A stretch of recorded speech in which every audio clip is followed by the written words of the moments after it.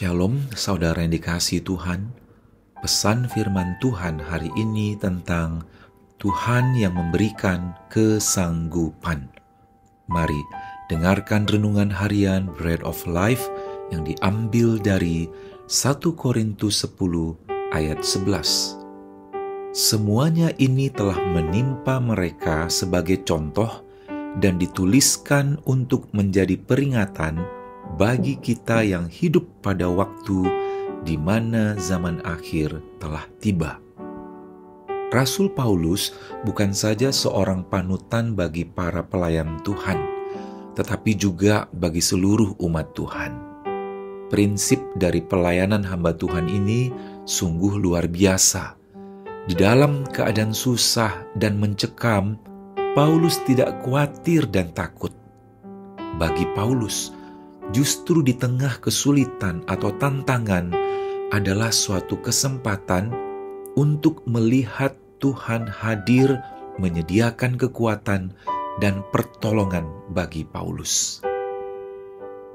Perjalanan umat Israel keluar dari Mesir menuju tanah perjanjian adalah gambaran dari perjalanan iman kekristenan kita.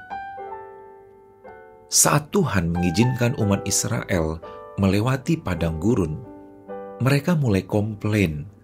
Mereka bersungut-sungut kepada Tuhan. Lalu Tuhan menghukum bangsa Israel. Sikap bersungut-sungut menunjukkan ketidakpercayaan kepada Tuhan. Di dalam kehidupan kita sebagai orang percaya, Tuhan memang mengizinkan kita untuk masuk ke padang gurun.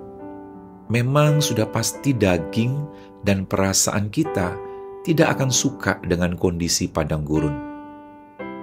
Jika kita lebih menuruti pikiran dan perasaan, maka kita akan mulai malas dan tak bergairah untuk mencari Tuhan.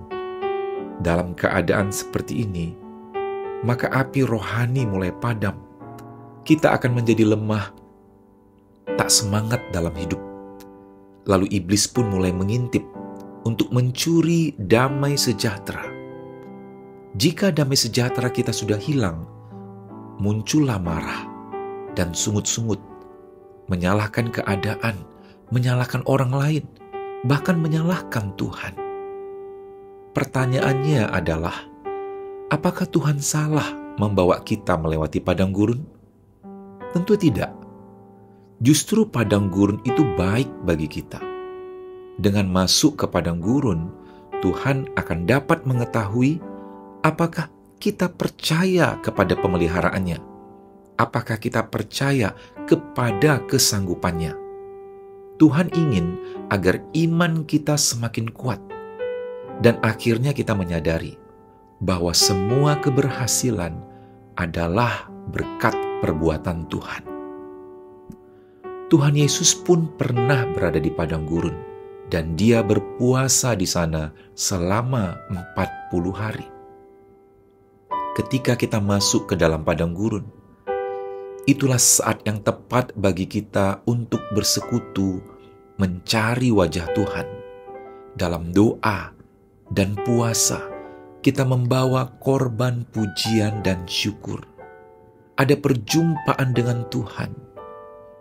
Tuhan akan melimpahkan kekuatan dan kesanggupan kepada kita untuk melewati proses kehidupan.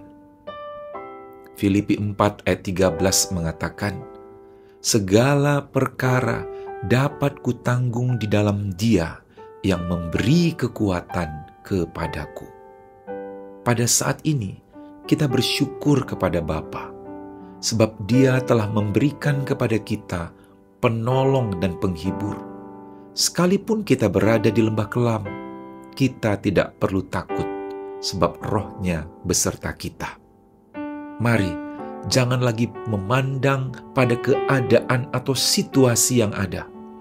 Carilah wajah-Nya, sebab Dia akan memberikan kesanggupan pada kita umat-Nya. Saudara terkasih, mari kita berdoa. Bapa di surga, Engkau yang paling tahu apa yang terbaik untuk kami anak-anak-Mu.